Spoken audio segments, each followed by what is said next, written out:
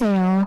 저는 지금 30대 중반에 인생의 풍파를 모조리 겪었다고 생각하는 여자입니다. 정말 제가 왜 이곳을 이제서야 알게 된 건지, 얼마나 대나무숲 같은 공간을 찾고 있었는지 모릅니다. 당장이라도 떠들고 싶은 마음에 헐레벌떡 사연을 쓰고 있는데요. 제가 지금 무척이나 흥분한 상태라 이야기가 조금 뒤죽박죽이 될까 걱정이 되기도 합니다. 하지만 최대한 시간 순으로 제가 겪은 사건 순으로 쭉 사연을 적어볼 테니 한 글자도 놓치지 마시고 저를 따라해 주시면 감사하겠습니다.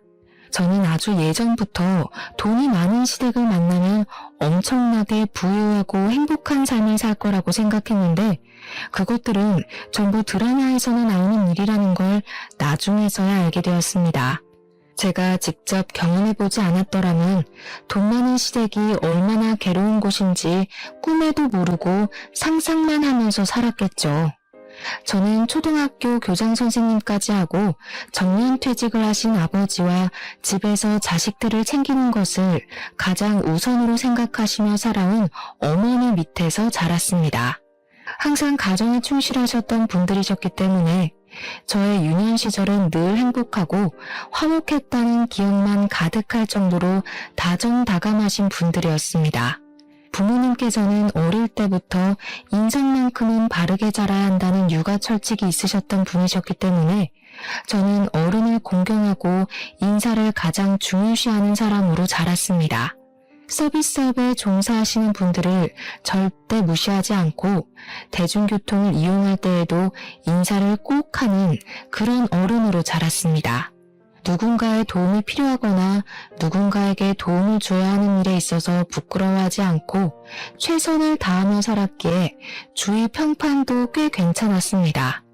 저는 부모님의 영향을 무척이나 많이 받으면서 자라서 부모님을 가장 존경하는 사람으로 꼽으면서 항상 저에게 영감을 주시는 분들이라 생각하며 지냈습니다.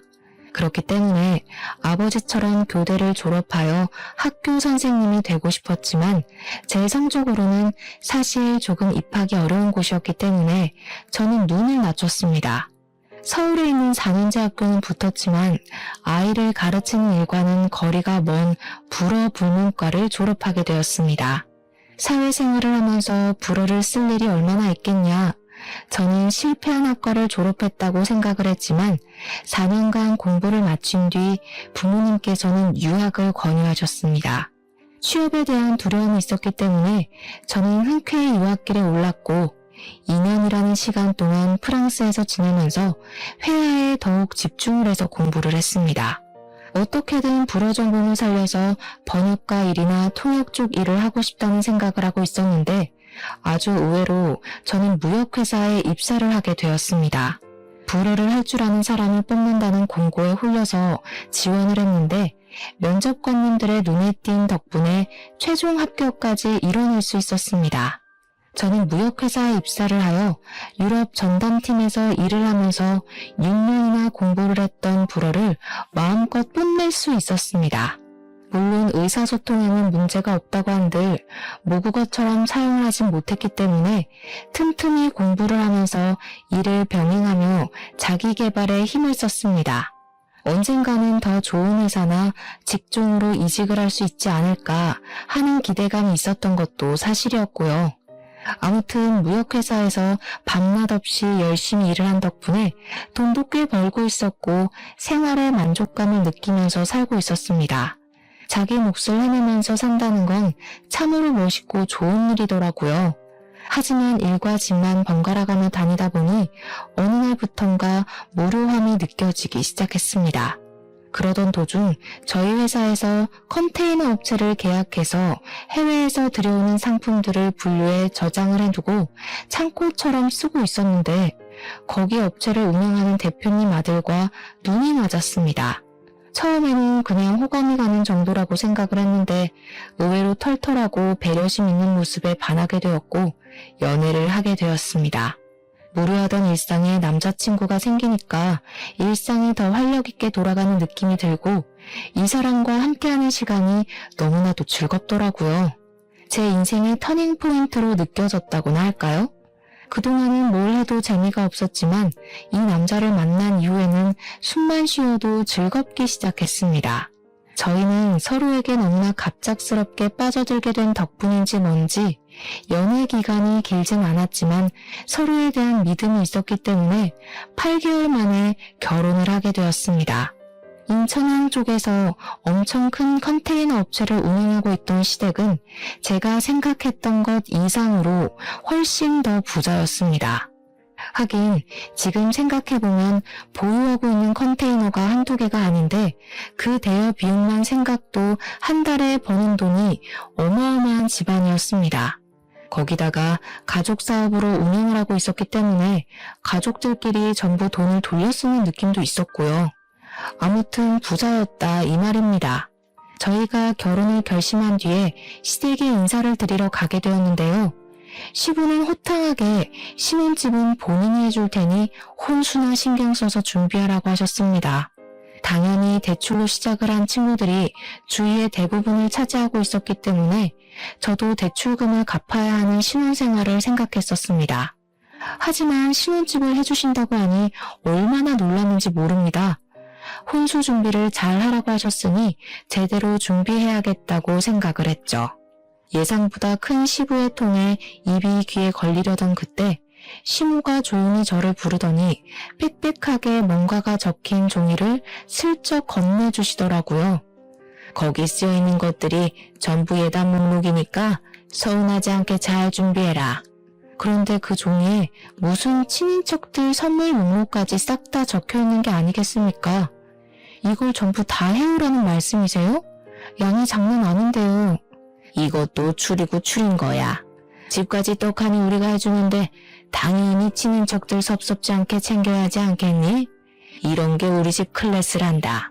저는 너무 많은 목록과 비싼 가격의 상품들로 이루어진 예단 목록을 보고 멈칫할 수밖에 없었지만 그 이외의 모든 비용은 시댁에서 부담하시겠다고 하시더라고요.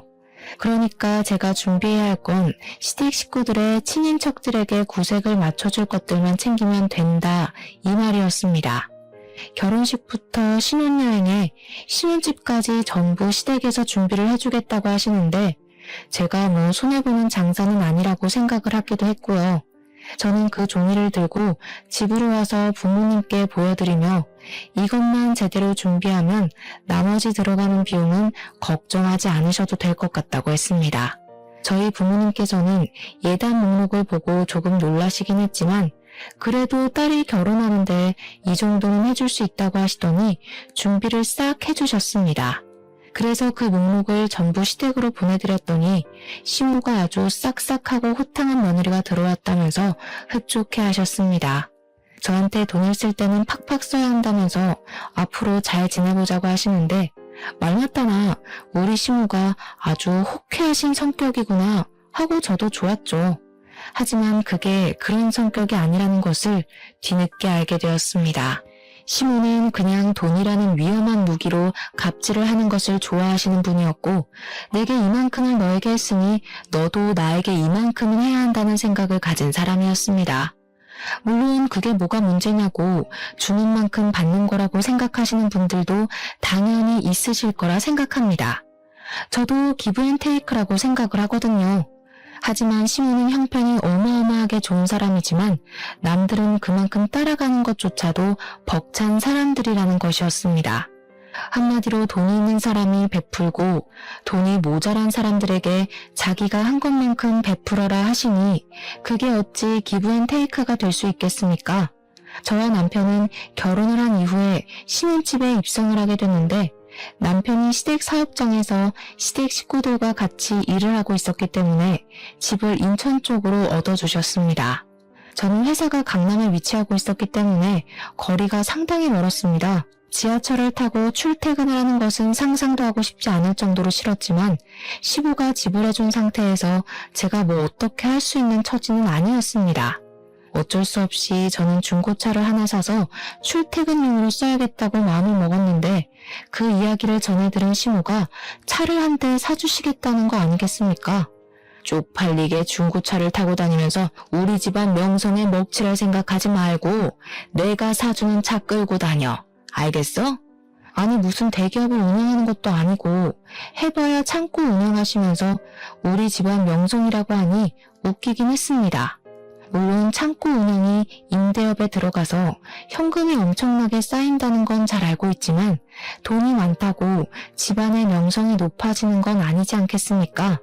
부모님께 배운 대로 사람 인성이 됨됨이가 되어야 하는 건데 돈의 가치도 모르고 액수만 따지면서 명성을 운운하니 속으로 좀 비웃음이 나긴 했습니다.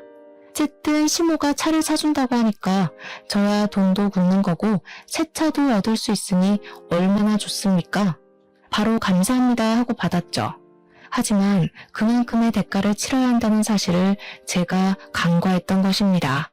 시모는 저에게 차를 뽑아준 이후부터 주말에 본인이 움직여야 할 때마다 저를 기사처럼 부르기 시작하였습니다.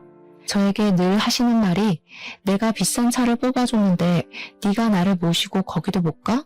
당연히 네가 나를 데려다 줘야지 였습니다. 여러분 생각을 해보세요. 평일에 인천에서 강남까지 출퇴근을 하는 것도 운전하느라 피곤하고 힘들어 죽겠는데 주말까지 시민의 운전기사를 해야 한다고 말입니다. 거기다가 인천 집에서 인천 어딘가로 가시는 것도 아니고 매번 서울까지 운전을 해야 하니 운전에 대한 피로도가 장난 아닌 거죠. 친구들이 전부 그쪽에 산다고 하시면서 압구정에 가자, 청담동에 가자 하시더니 나중에는 분당에 가야 한다, 판교에서 모이기로 하면서 먼 곳까지 데려다 달라고 하더라고요. 정말 시모를 모셔다 드리고 모시고 오느라 주말 하루가 다 지나칠 지경이었습니다. 저도 남편이랑 데이트도 하고 싶고 주말에는 모든 족쇄와 굴레에서 벗어나 푹 쉬고 싶은 마음이 굴뚝 같은데 이게 무슨 팔자에도 없는 운전기사인지 이럴 거면 운전기사를 하나 부리시는 게 좋지 않을까 싶기도 하고 제가 며느리로 들어오기 전에는 어떻게 움직이셨는지 참 궁금해졌습니다. 알고 보니 우리 시모 운전 경력이 30년이 훌쩍 넘는 베스트 드라이버였습니다. 더 웃긴 건 말입니다. 친구들 모임에 데려다 드리면 저한테 한 3시간 놀다가 집으로 출발을 할 거니까 근처에서 대충 시간을 때우다가 부르면 오라고 하시는 겁니다. 정말 제가 무급으로 일을 하는 수행비서가 된 느낌이었습니다. 시모는 그걸 또 친구들에게 자랑을 하셨고요. 얘가 우리 며느리 되는 앤데 내가 부르면 5분 대기조로 대기 타고 있다가 쪼르르 달려 나오는 애야. 얼마나 예쁜지 몰라. 시모 딴에는 그게 칭찬이라고 생각했을지 모르겠지만 제 입장에서는 그냥 제 인격을 무시하는 말로밖에 들리지 않았습니다.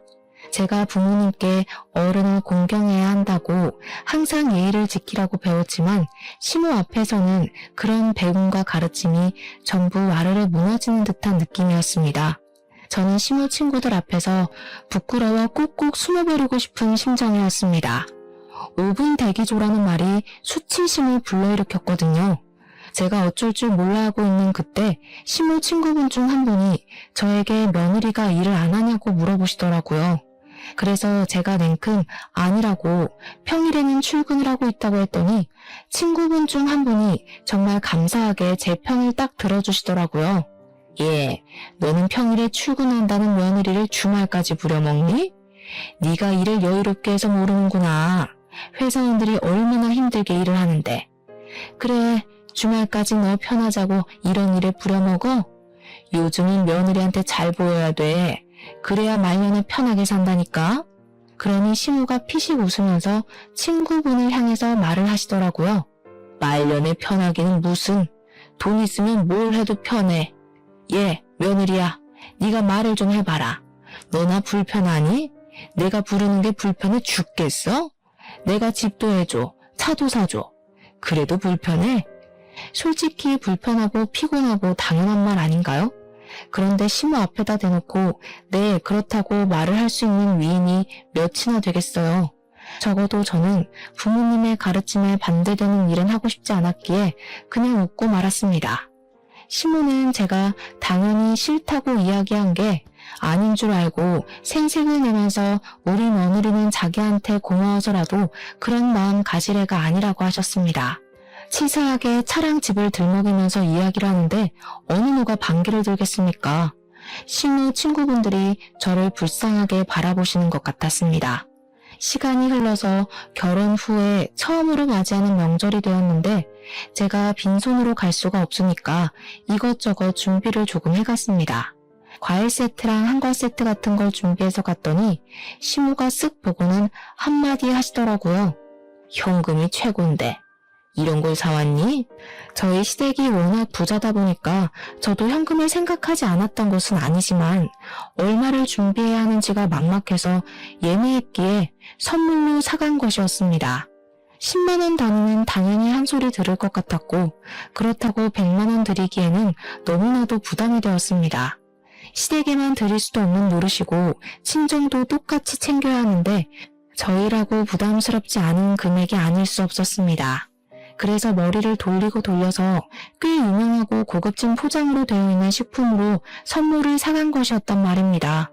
그걸 눈치를 챈 건지 뭔지 딱 잘라서 현금이 최고라면서 다음부터는 현금으로 준비해오라는 식으로 말씀을 하시니 식은땀이 절로 흐르더라고요. 그러더니 저에게 우리 집은 제사가 없지만 명절에 다 같이 모여서 한 끼 식사는 꼭 해야 하니까 앞으로는 일찍 와서 식사 준비를 거들라고 시켰습니다. 제사가 없다는 게 솔직히 정말 큰 장점이긴 하잖아요. 결혼한 친구들 이야기를 들어보면 제사만큼 거지 같은 것도 없다고 했었거든요. 저도 오히려 제사상을 준비하는 것보다 가족들이 맛있게 먹을 수 있는 밥을 준비하는 게 더 낫다고 생각을 했는데 식사 준비라는 게 정말 만만치가 않더라고요. 항상 명절에는 사내 진미가 어우러진 밥상을 먹어야 한다면서 저한테 다음 명절에는 불도장에 갈비찜에 해파리 냉채까지 준비를 해오라고 하시더라고요. 제가 못 알아듣고 네? 하고 다시 여쭙자 손이 많이 가는 그 음식들을 일일이 준비해서 재료를 가지고 오라는 것이었습니다. 집에서 만들어서 가지고 올까요? 했더니 그러면 음식 맛이 없다면서 전날 오든지 새벽에 오든지 와서 준비를 하라고 하시더군요. 그때부터 저는 무슨 일이 생기기만 하면 시댁으로 달려가야 했고 명절에 친정집에 가는 건 사치라고 여겨질 정도로 시댁에만 매달려야 했습니다.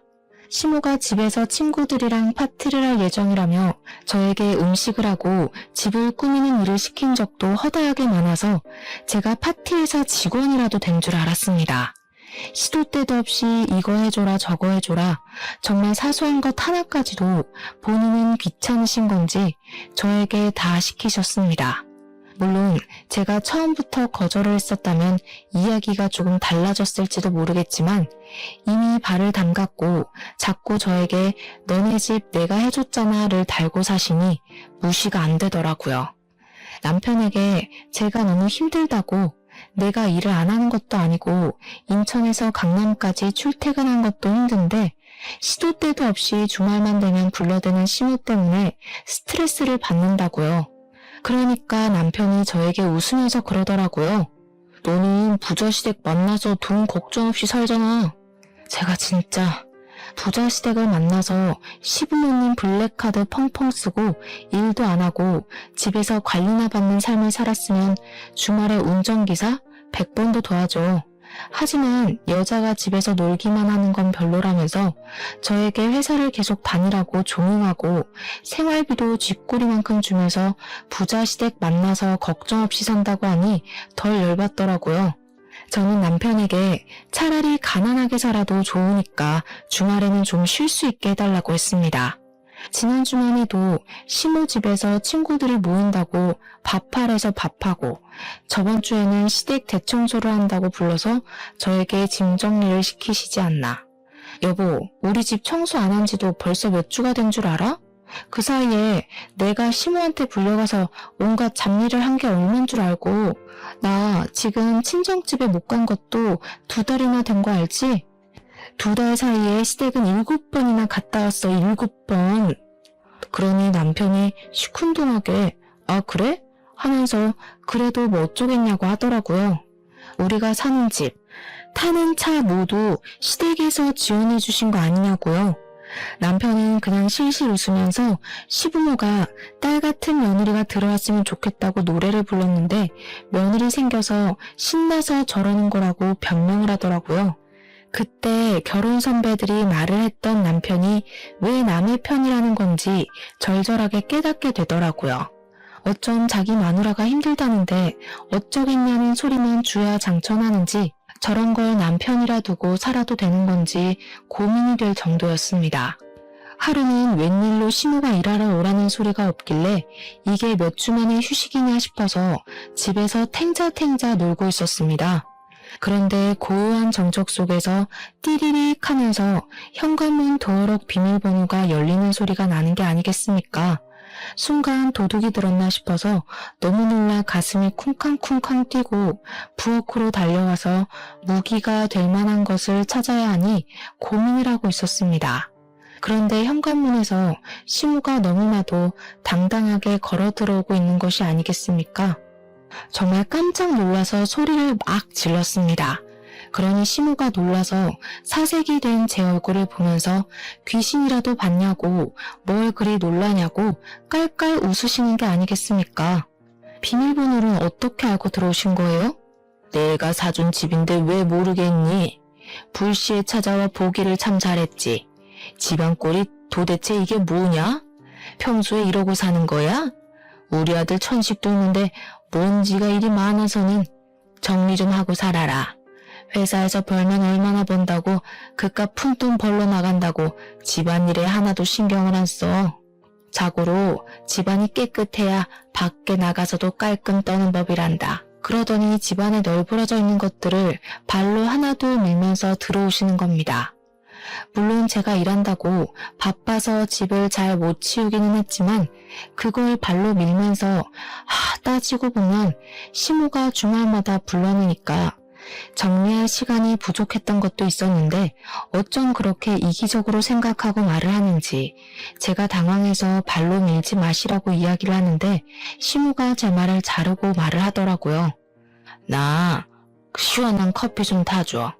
제가 카페인을 마시면 심장이 너무 빠르게 뛰어서 집에 있는 커피라고는 믹스커피가 전부였었거든요.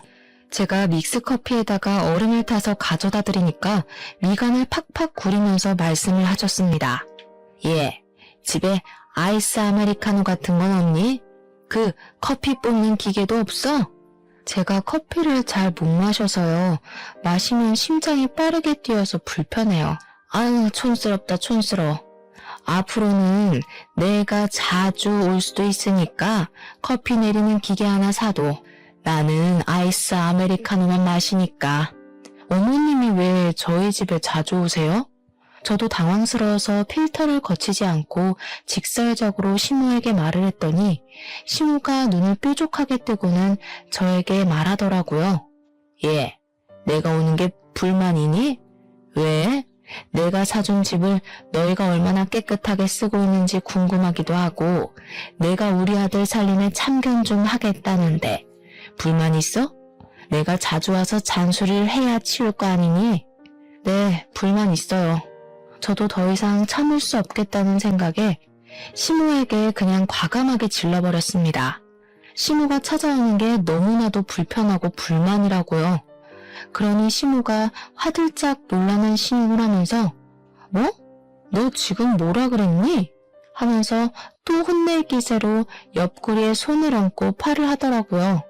근데 저도 이미 화가 났고 열이 받았으니 물불 가리지 않게 되더라고요. 어머님, 저 평일 내내 출근하고요. 주말 이틀 쉬는 게 전부예요. 그런데 어머님이 매번 저 불러내셔서 남편이랑 데이트도 못하고 어머님 수발만 들었잖아요. 근데 집까지 찾아오셔서 간섭을 하시겠다고 하면 당연히 불만이 생기지 않겠어요? 그러니까 시모가 저에게 어이가 없다는 말투로 말을 하셨습니다. 억울하면 내가 준 거를 받지 말았어야 하는 거 아니니? 너한테 다 사주기만 하면 나는 뭐 호구야? 차 사주고 집 사주고 참견도 못하게? 도대체 결혼한 지 시간이 얼마나 흘렀는데 아직까지도 차 사주고 집 사준 이야기를 하는 건지 저도 오기가 생기더라고요. 저 차 반납할게요. 집도 이사 가고요. 뭐 지금이라도 늦지 않았으니까 전세자금 대출받아서 가면 될 것 같아요. 똑부러지게 말을 하니 시무도 이것까지는 예상 못했던 반응이었던 건지 뭔지 입을 딱 다물고는 저를 있는 힘껏 째려보시기만 하더라고요. 자기가 무서워서 우리 집에 놀러 오지도 못하겠다고 하면서 집을 한번 쓱 둘러보시더니 이만 가보겠다고 황급히 사라지시더라고요. 시무에게 할 말 다 했을 때는 심장이 쿵쾅거렸지만 시무가 떠나고 나니까 속이 시원한 게 10년 묵은 채증이 내려가는 듯한 기분이 들었습니다. 저는 시무가 가자마자 비번부터 바꿔버리고는 남편에게 연락을 해서 한 번만 더 시무에게 비밀번호를 알려드리면 너 죽고 나 죽는 거라고 협박을 했습니다. 제가 남편에게 강하게 말하자 남편은 저에게 혀를 끌끌 차면서 이야기를 했습니다. 그냥 당신이 한번 고개 딱 숙이고 들어가면 되는 건데 그걸 못해가지고 꼭 사고를 치더라? 근데 정말 남의 편의 말에 제가 왜 고개를 숙이고 들어가야 하는지 의문이 들더라고요. 저는 이참에 남편도 버릇을 확실하게 고쳐놓는 것이 좋겠다는 생각이 들어서 평생 나랑 같이 살 건지 아니면 시무 품 안에서 살 건지 정리하고 이대로는 더는 못 살겠다고 했습니다. 그러니 남편이 저에게 철이 없다면서 이야기를 했습니다. 야, 우리가 모은 돈도 없는데 이 집 떠나서 어떻게 살 거야? 이 집 사는 동안에는 엄마 말 무조건 들어야지. 그리고 우리 애도 가지고 할 건데 그때 우리 부모님 지원 안 받을 거야? 둥글게 살자. 그리고 너 많이 힘들면 그냥 일 그만두면 되잖아. 그 회사에서 하는 일도 별로 없으면서 월급도 쥐꼬리고. 남편이 제 일까지 무시하는 발언을 하니까 우리 부모님께서 이런 무시를 당하라고 저를 유학까지 보내주신 게 아닌데 하는 생각이 들었습니다. 물론 남편이 버는 것에 비하면 얼마 되지 않는 돈일 수도 있지만 세상을 돈으로 급 나누고 무시하고 멸시하고 그러는 법이 어디 있습니까? 남편의 말은 시댁에서 지원을 해주는 게 친정보다 많기 때문에 당연히 친정보다 시댁 말을 더 잘 들어야 한다는 것이었습니다. 순간 과거에 돈 많은 시댁과 인연을 맺고 싶다고 생각했던 제가 우매하게 느껴졌습니다. 시댁에 돈이 많은 게 좋은 게 아니구나 하는 생각도 들었고요. 하지만 제 권리는 제가 찾는 것이기 때문에 그날 이후로 시모가 저에게 친구들 모임이 있으니까 와서 요리해라, 케이터링 준비해라 하는 거 싹 무시를 했습니다. 처음에는 눈치도 보이고 어려웠지만 자꾸 거절을 하니 이제 밥 먹듯이 거짓말이 술술 나오더라고요. 그냥 출장을 가야 한다고 거짓말을 하고는 하루 친구 집에 가서 자고 오기도 하고 어떤 날은 친정에 안 간 지 너무 오래돼서 가야겠다고 친정집에 가버리고요. 몇 번이나 거절을 하면서 그랬더니 시무가 열이 받았던 건지 갑자기 주말 아침에 예고도 없이 저희 집 배를 막 누르는 게 아니겠습니까? 인터폰에 떠있는 시무의 씩씩거리는 얼굴을 보는데 어우, 너무 꼴보기 싫더라고요. 비밀번호를 모르니까 시무는 계속해서 초인종을 눌러대는데 없는 척을 할 수도 없고 저랑 남편은 어쩔 수 없이 현관문을 열었습니다. 시무가 왜 이렇게 문을 늦게 여냐면서 구시렁거리며 집으로 들어오는데 양손에 장바구니를 가득 들고 오신 게 아니겠습니까? 저한테 장바구니 2개를 손에 쥐어주시면서 재료를 사왔으니까 얼른 요리를 준비하라고 하시더라고요. 아침 대바람부터 이게 무슨 일인가 싶어서 멍하니 시무를 바라보는데 남편 보고는 집 좀 치우자면서 청소기를 돌리라고 하시더라고요. 그러더니 저에게 통보하듯이 3시간 뒤에 자기 친구들이 우리 집에서 모이기로 했다는 게 아니겠습니까? 제가 연락을 하도 안 받고 시무를 슬슬 피하니까 열이 받은 시무는 친구들 모임을 우리 신혼집에서 하기로 결정을 내리고 친구들을 초대해버린 것입니다.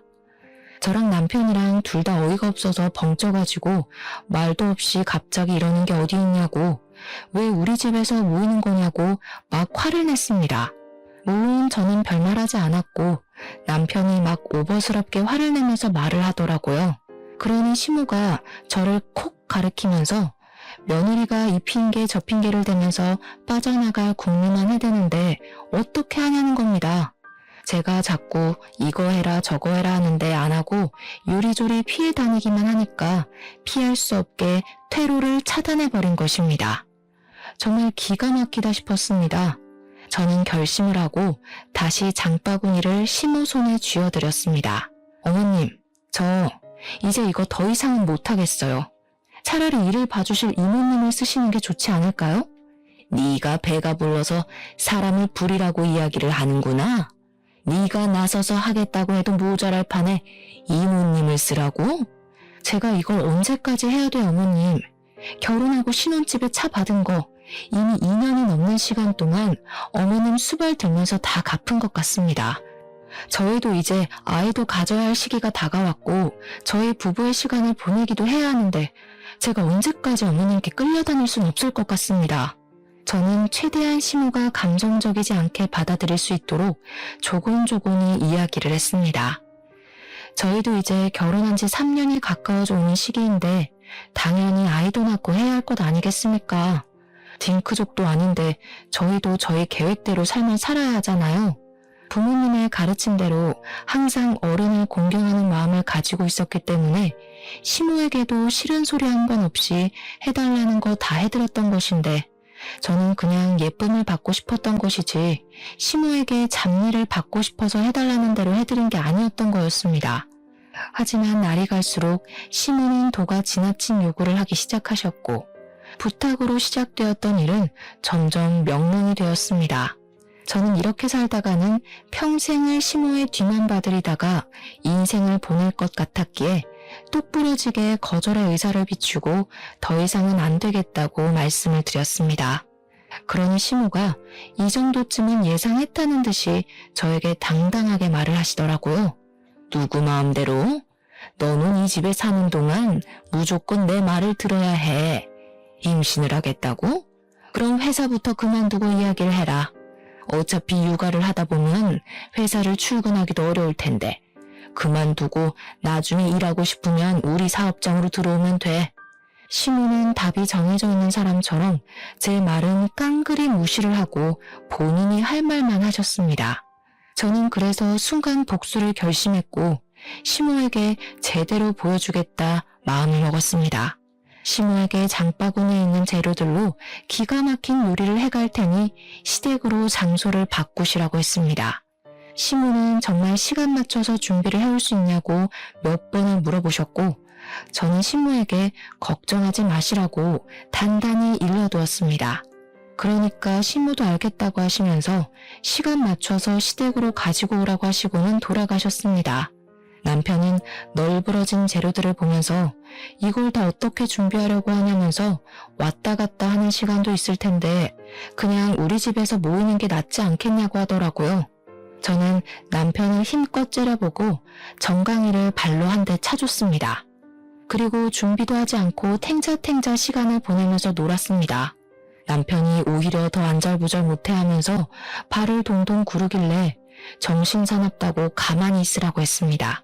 그리고 시모가 친구들이랑 모이기로 한 시간이 딱 40분 남았을 때 저는 시모의 집 근처로 차를 끌고 가서 주변을 둘러보았습니다. 그러니 제 눈에 딱 띄는 가게가 하나 있더라고요. 그곳은 바로 김밥들의 종류만 10가지가 넘는다는 분식집이었습니다. 저는 그곳에서 분식 종류를 엄청나게 포장을 했습니다. 떡볶이에 김밥, 돈가스, 우동, 김치볶음밥 같은 정말 평범한 분식을 말입니다.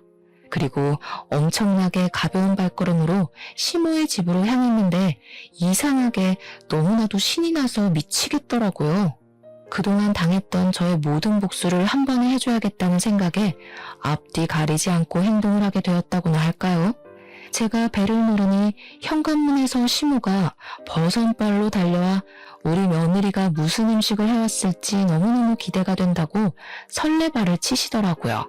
시모한테 기대해도 좋다고 말을 하고 집으로 들어가니 시모 친구들이 저를 보면서 너무 배가 고팠는데 좋은 냄새가 난다고 하시더라고요.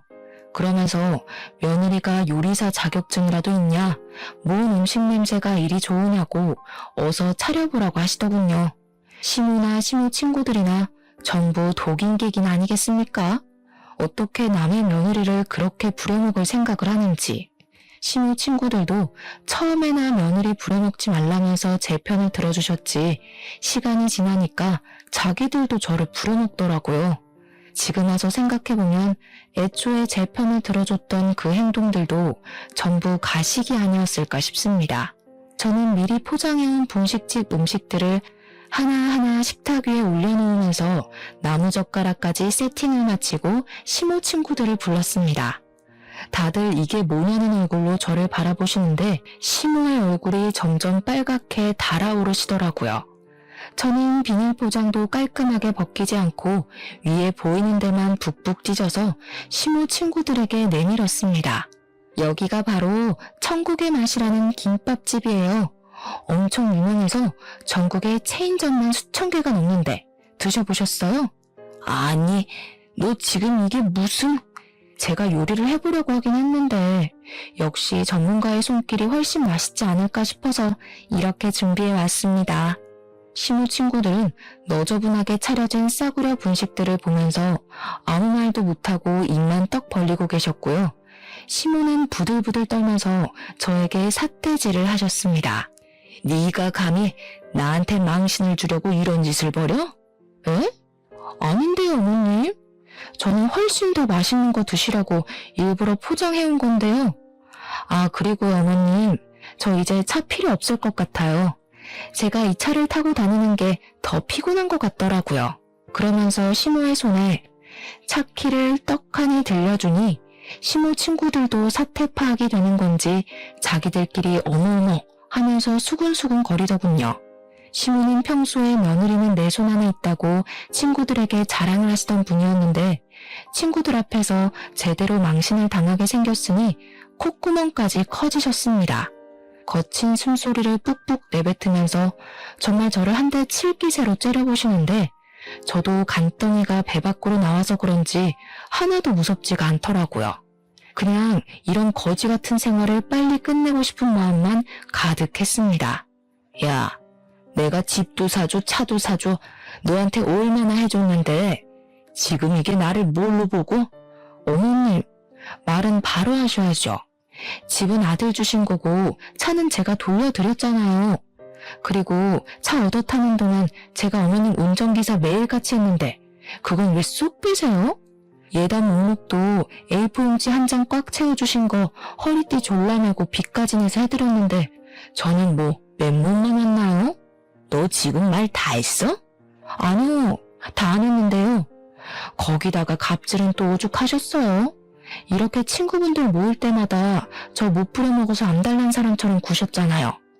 제가 그동안은 참아야 복이 온다고 생각해서 참았는데 이제 더는 못 참겠어요.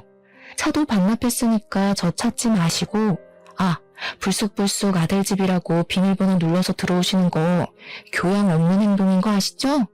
그러면서 가볍게 콧방귀를 끼고 나오는데 뒤에서 시모 친구들이 어머, 너 아들 집에 그렇게 막 들어갔어? 하는 소리가 들리더라고요. 시모가 제 이름을 외치면서 아악 하고 소리를 지르는 게 들렸지만 저는 애써 무시하고 택시를 타고 집으로 돌아왔습니다.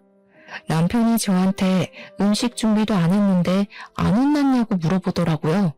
그래서 분식집에서 포장을 해갔다고 하니까 놀래서 저를 쳐다보더라고요. 여보도 반품당하고 싶지 않으면 똑바로 행동해. 나랑 이혼하고 싶어?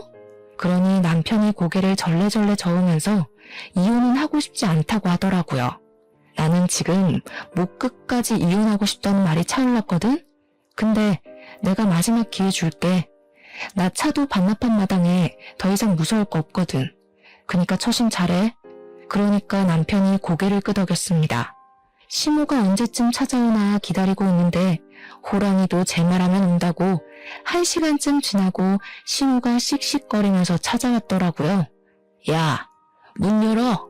평소 같으면 당연히 제가 버선발로 뛰어가서 문을 열었겠지만 이번에는 남편이 재빠르게 달려나가서 문을 열어주더라고요. 하지만 아무도 예상하지 못했던 일이 벌어지고 말았습니다.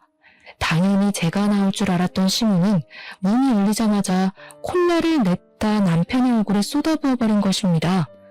남편이 의아하면서 눈에 콜라가 들어간 것 같다고 비명을 지르자 시모는 거기서 왜 네가 나오냐고 당황을 하더라고요. 남편이 우리 집에서 내가 나오지 누가 나오겠냐고 눈 따갑다고 난리를 치는데 그 꼴을 보는 저는 참으로 기가 막혔습니다. 아이고, 내 정신이야. 야, 네가 그러고도 며느리야? 네가 아주 죽고 싶어서 환장을 했지? 아주 사람 얼굴도 못 들고 다니게 그런 쪽팔림을 줘?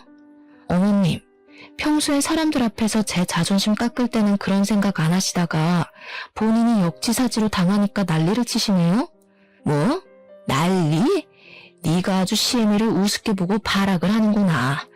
너 내 며느리로 인정 못한다. 나가. 어디서 나가요? 이 집 우리 남편 명의 집이고 남편한테 사주신 거잖아요. 누가 내 아들 보고 나가래? 너 나가라고 너. 이혼해. 우리 아들이랑 당장 이혼해. 당신 나랑 이혼할 거야? 그러니 남편이 고개를 절레절레 저었습니다. 아니, 내가 왜 엄마 때문에 이혼을 해? 난 지금 생활 너무 편하고 좋은데. 싫어. 나 이혼 안 할 거야. 그러자 시모가 가슴을 팡팡 치면서 왜 이렇게 애가 바보처럼 구냐고 세상에 좋은 여자 많다고 하더라고요. 근데 순간 그런 생각이 들더라고요. 이 남자랑 살면 제가 평생 이 꼴을 좋든 싫든 보고 살아야 하는데 그걸 다 용서하게 될 만큼의 이 사람의 장점을 모르겠는 겁니다. 저도 모르게 깨달음이 팍 생기면서 애가 없을 때 이혼하자는 마음이 들었습니다. 그래서 남편에게 그냥 우리 이혼하자고 했죠. 그러니 남편도 시모도 놀라더군요. 너 지금 너네 엄마가 와서 이 난리를 피우는데도 하는 말이 이 생활이 편하다밖에 없잖아. 너는 편할지 몰라도 나는 지옥 같았거든 지난 2년이?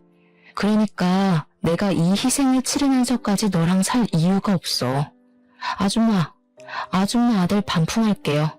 앞으로 이 멍청이 잘 데리고 사시면서 아줌마 마음에 드는 여자랑 결혼시키세요. 그 말을 뱉고 나니까 너무나도 속이 후련하더라고요. 그리고 집만 챙겨서 바로 친정으로 오는데 웃음이 그렇게 나더라고요. 친정 부모님께 모든 이야기를 전달하고 이혼을 하겠다고 하니 어머니는 말없이 안아주시고 아버지는 담배를 태우셨습니다. 남편은 그날 이후부터 매일같이 친정에 와서 잘못했다고 빌었지만 저희 부모님께서 각양각색의 방법으로 쫓아내다가 결국에는 경찰까지 부르게 되었습니다. 경찰이 오고 나서는 남편도 충격을 받은 건지 더 이상 찾아오지 않더라고요. 협의 이혼으로 처리가 잘 되어서 저는 위자료 자체는 못 받았지만 재산 분할로 넉넉한 돈을 챙겨받았습니다. 아이가 없어서 다행이었지 애라도 있었으면 애 때문에 이혼을 못했을 거란 생각이 들었죠. 앞으로 저는 동동거리는 사람들이랑은 거리를 두고 살기로 했고 제 가치를 인정해주는 사람을 만나려고 합니다. 전 시댁 식구들처럼 본인들의 가치를 제대로 알지 못하고 허세에 찌든 사람들이랑은 상종하지 않으려고요. 여러분들도 이런 악연이 있으면 얼른 끊어내시길 바랍니다. 저처럼 호구같이 있다가는 좋은 세월 다 허망하게 보내고 말 거예요. 아무튼 제 이야기를 들어주셔서 감사합니다.